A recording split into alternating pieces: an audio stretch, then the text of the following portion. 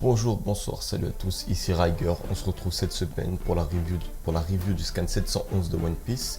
Et donc, on reprend tout de suite là où on s'était arrêté. Enfin, pas vraiment en fait, parce que dans le 710, on s'arrête. Robin utilise ses mains pour faire un chant. Elle attrape quelqu'un et fait Ah, je crois que c'est un nain. Et donc, du coup, on reprend exactement après. D'ailleurs, je viens de voir qu'il y a une partie que j'ai pas réussi à lire. Et donc, sur l'image, on voit que les nains sont en train de clouer Robin au sol. Et donc ils lui disent ouais, elle s'est réveillée en position de défense, blablabla. Donc on découvre que Greenbeat est en réalité le, le royaume du peuple Tontata. C'est putain les noms, putain non, entre Zou et Tontata, on va partir loin dans One Piece. Et donc perso, je sais pas, je m'y attendais pas. Je pense que personne l'a vu venir celle-là, mais je suis pas super étonné. Donc on a droit à des explications comme quoi Robin et Usopp se sont fait capturer. Et donc on sait pas ce que font Cassiar et Lau.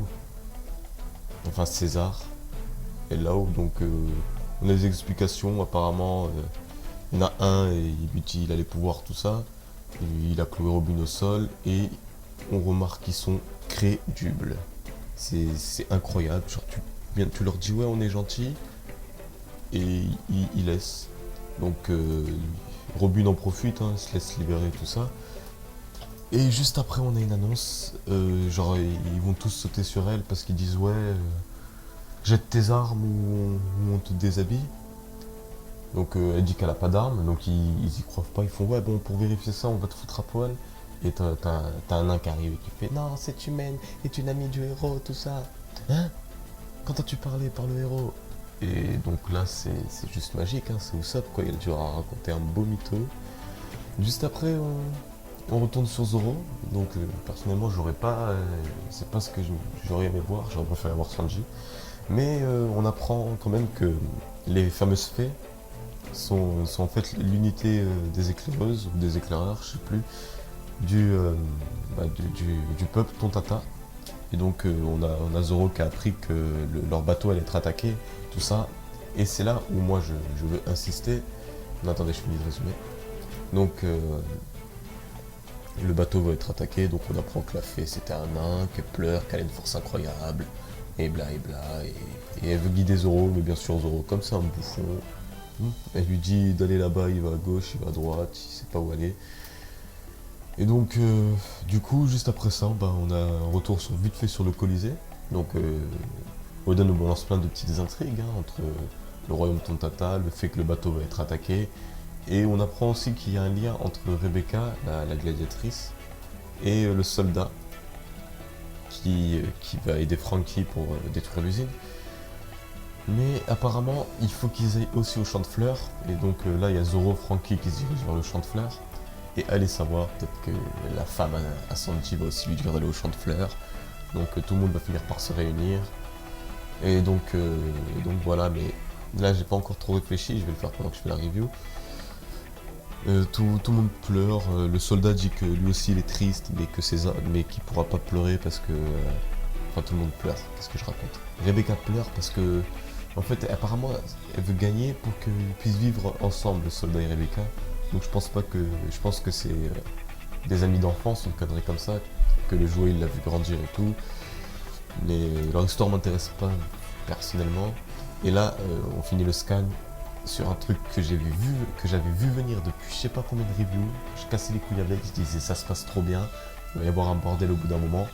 Et sur une hypothèse que j'avais faite, et donc on l'apprend bien, Don Flamingo a pas quitté les Shichibukai. Ah, attendez.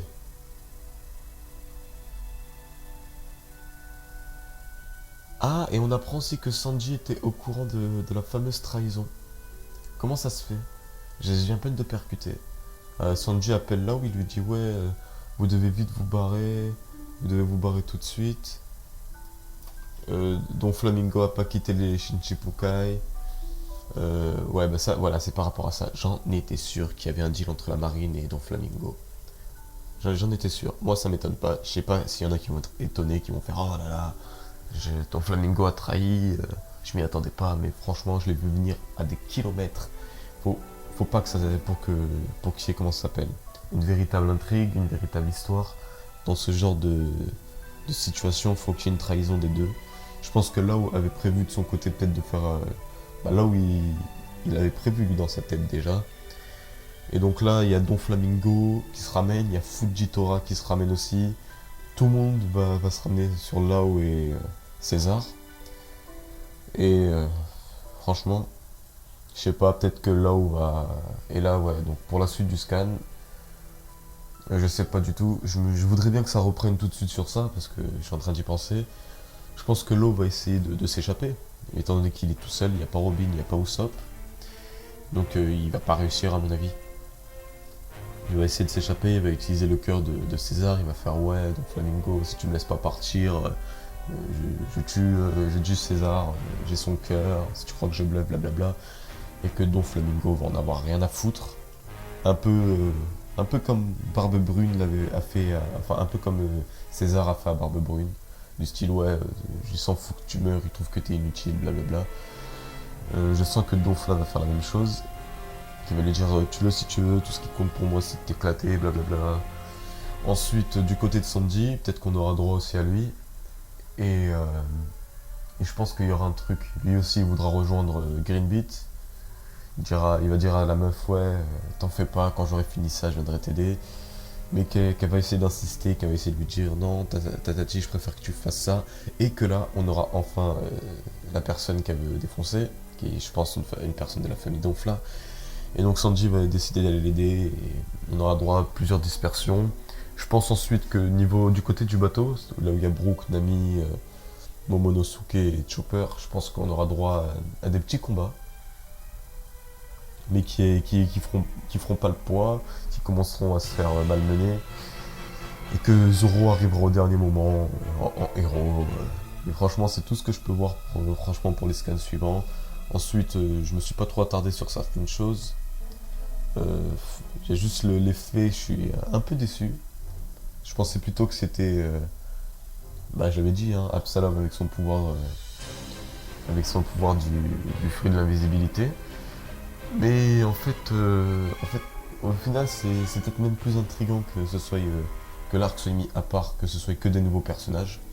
Je sais pas si, à part Barguès qui est de retour, mais qui est, à mon avis, pourra bien sûr une autre intrigue sur un lien entre l'équipage Mogemara et celui de Barbe Noire.